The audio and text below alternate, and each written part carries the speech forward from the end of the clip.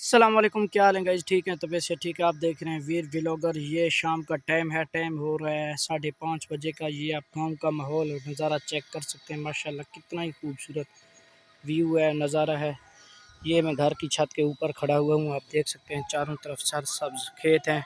माशाल्लाह बहुत ही अच्छा व्यू है, आप देख सकते हैं। ये आप माहौल चेक कर सकते हैं, माशाल्लाह कितना खूबसूरत और बहुत ही प्यारा व्यू है। ये दरख्त आप चेक कर सकते हैं, ये सामने जानवर वगैरह बंधे हुए हैं। माशाल्लाह बहुत ही अच्छा व्यू है। जिसने मेरे चैनल को सब्सक्राइब नहीं किया वो सब्सक्राइब कर दे और घंटी के निशान को ज़रूर दबा दे। ये सामने सूरज का व्यू भी आप चेक कर सकते हैं, माशाल्लाह कितना खूबसूरत व्यू है।